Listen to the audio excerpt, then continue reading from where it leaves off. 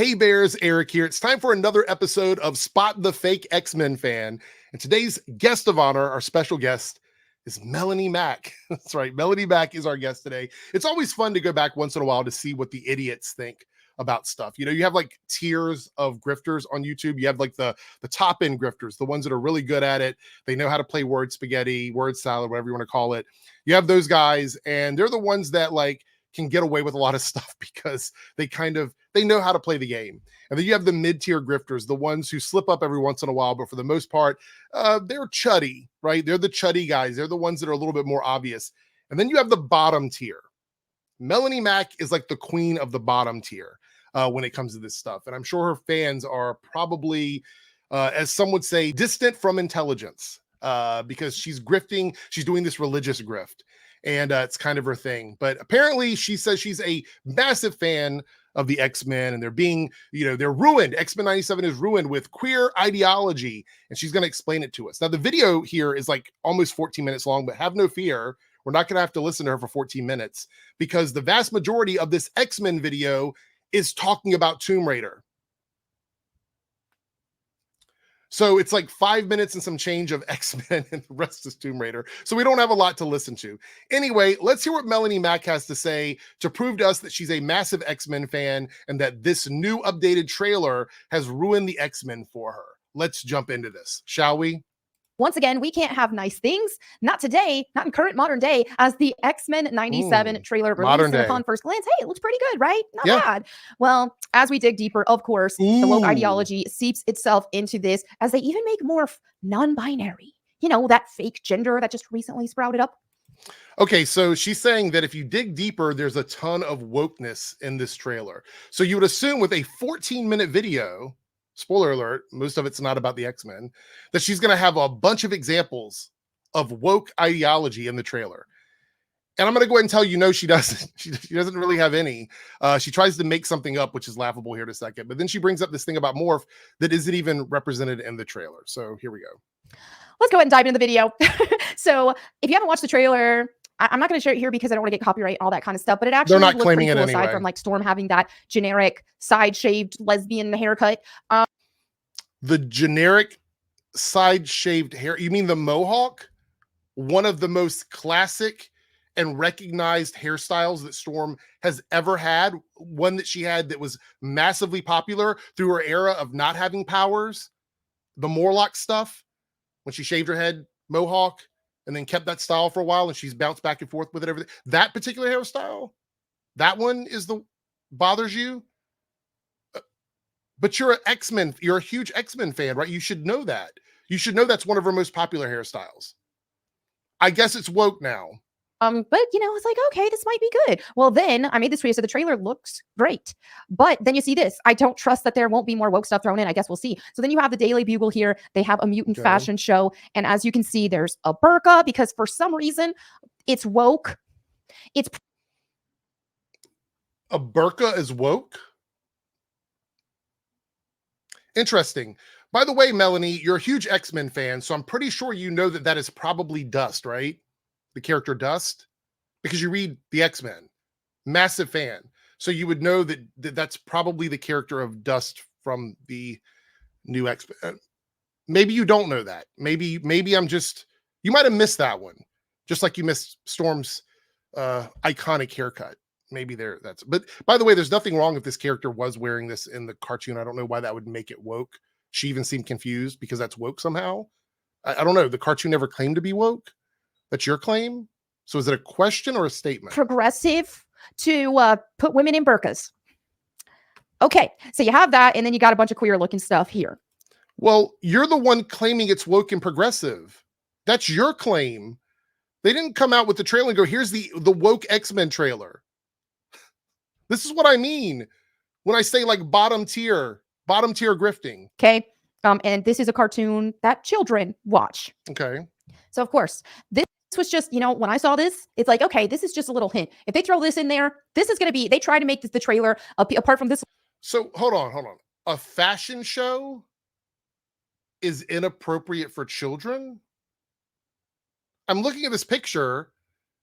Nothing in this picture looks inappropriate for children. I mean, it's alluding, or it's homage to the Hellfire Gala, which is a very popular thing from the comics. Again, you're a huge fan, Melanie, so you should know that, but maybe you missed that as well. Maybe that's something else you missed from the comics. I'm gonna give you a pass. Maybe you're not a comic book fan. Maybe you're not. Maybe you just like the cartoon. So little part that most people didn't even notice because it just flies through in a second. Apart from that, it's like, okay, this looks like it was meant to appease the old school 90s cartoon X-Men fans, right? I grew up watching the X-Men cartoon, loved it. Cyclops was my favorite character. So it's like, okay, wow, this is giving me nostalgia, right? Wrong. It's a bait and switch. So so that's the only thing from the trailer, everyone. That little picture of the Daily Bugle is the only thing from the trailer that she's complaining about. Now we're jumping over, just going to, buffer this for you. We're jumping over to this news that we knew about last year about Morph. And, so trailer totally woke because of a fashion show advertisement in the Daily Bugle. Okay. As we can see here, the X-Men updates say Morph's characterization in X-Men 97. This is a lighter take on the character who is non-binary and has an interesting buddy relationship with Wolverine. That's sus. Oh, what's sus about that? Again, you're not a fan. You're not a fan of the X-Men cartoon, obviously, because if you were, you would know that Morph and Wolverine were very close. It's evident in the beginning of the series. Like, you don't even have to watch later seasons. It is there at the beginning of the series. Wolverine and Morph are very close. Matter of fact, it causes Wolverine to punch Cyclops, chop his car up. If I remember, he cut the whole top of the car off, and get mad at the rest of the team because of what happened with Beast and Morph. So this is level 1 shit.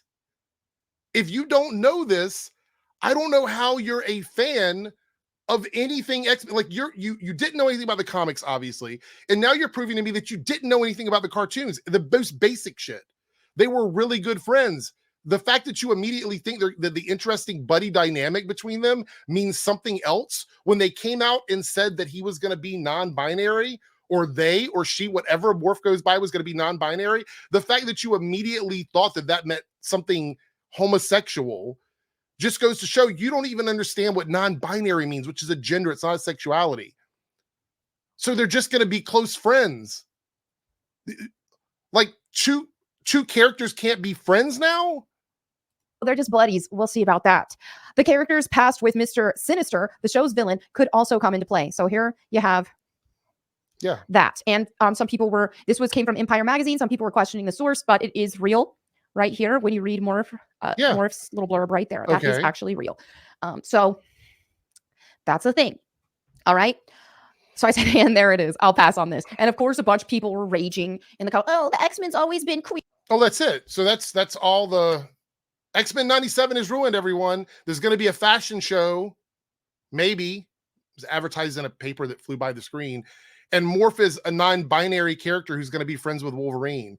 And we don't really know how the non-binary aspect of Morph's life is going to play into the character on the show, because we haven't seen it yet. It might not even mean anything.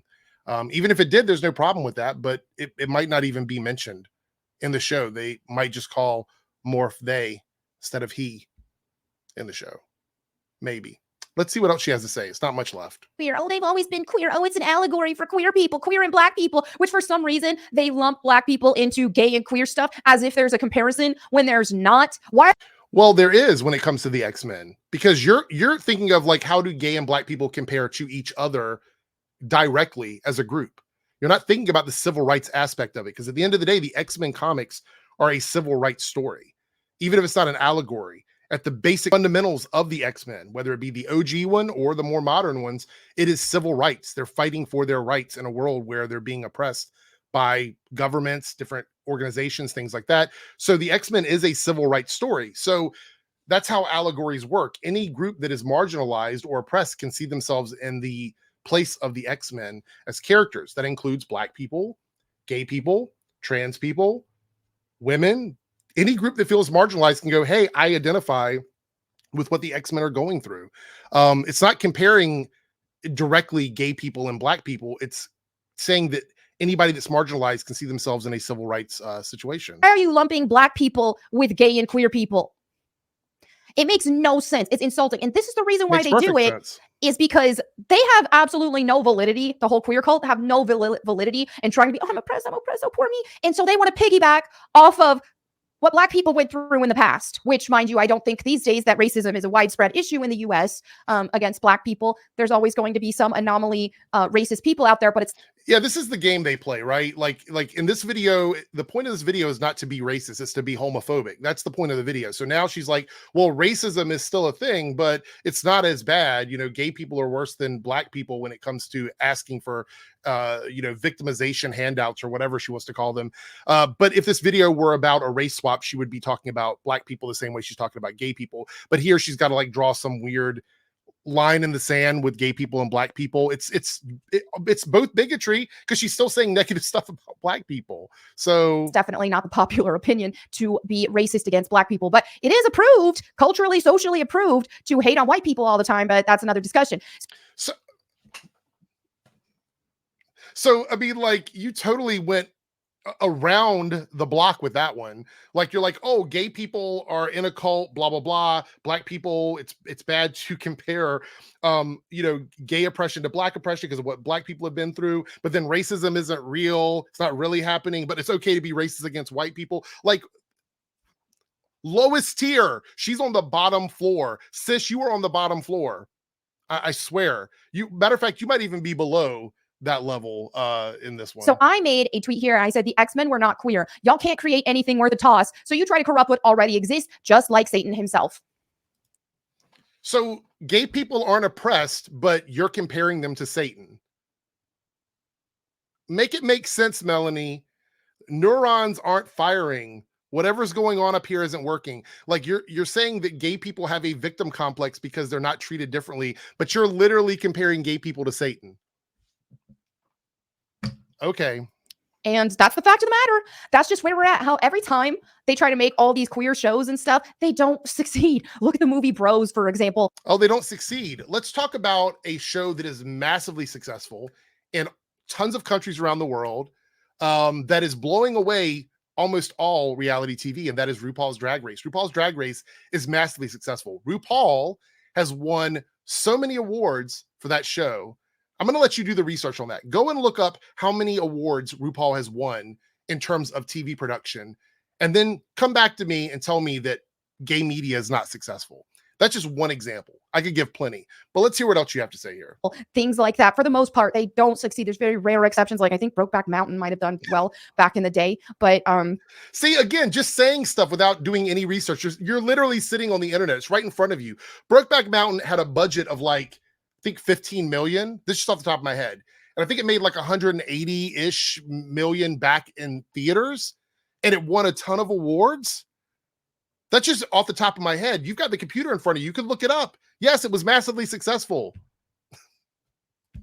There are very, very rare exceptions of that. And so because they can't create new queer stories that would be worth anything, because it wouldn't, they want to hide. How do you know? What kind of statement is that? What kind of statement is that? Gay people can't create. Alan Turing, we wouldn't even be using the computers we have in front of us right now if it were not for a gay man. But I guess gay people can't create. The fashion industry is extremely populated with queer people. The art industry is extremely populated with queer people. For you to sit up here and act as if gay people and queer people don't contribute to the creative space is just fucking, it's not only is it a lie, but it's also ignorant. It's bigoted ignorance. Hijack everything that had already existed prior and try to act like, oh, this was always queer. Oh, it's bullcrap. It is bullcrap. Like I said, just like Satan himself, you want to corrupt what already exists because they... Like, the first gay character ever in Marvel Comics was North Star. He was introduced in the X-Men in 1979, came out in 1992 because of the Comics Code. They couldn't do it sooner than that. They wanted to, but they could not. So there was a lot of like, again, allegories and subtext for that character in the X-Men. So the X-Men officially introduced the first gay character to comic books. These people are just fucking awful. They're like... Satan can't create. He can only corrupt what already is there. And it's the same thing. And this isn't a coincidence because queer ideology, all of that LGBT stuff, it is not of God. Okay. Now, keep in mind, this entire thing, this entire video that she did, she moves into Tomb Raider after this, so we're not going to watch that. This entire video, this entire rant from Melanie Mack came from the picture of a fashion show in the trailer and Morph being non-binary in a statement that was made like last year.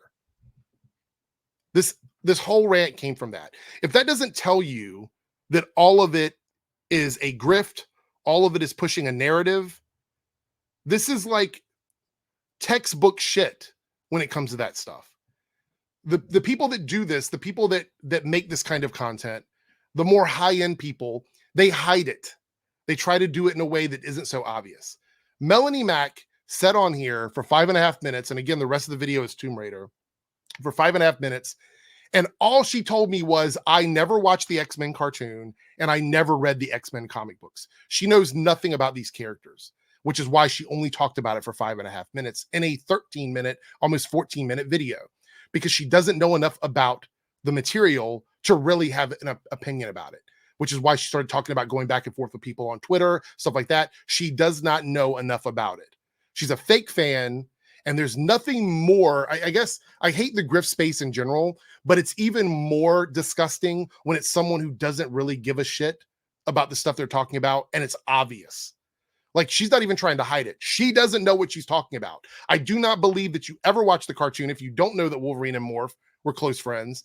And I don't believe you ever read the comics if you don't know characters from the comics, you don't know storylines from the comics. And we're not talking about one thing. She got nothing right. Not one thing did she say in this video was right. Completely wrong. Fake fan, Melanie Mack, bigot and homophobe.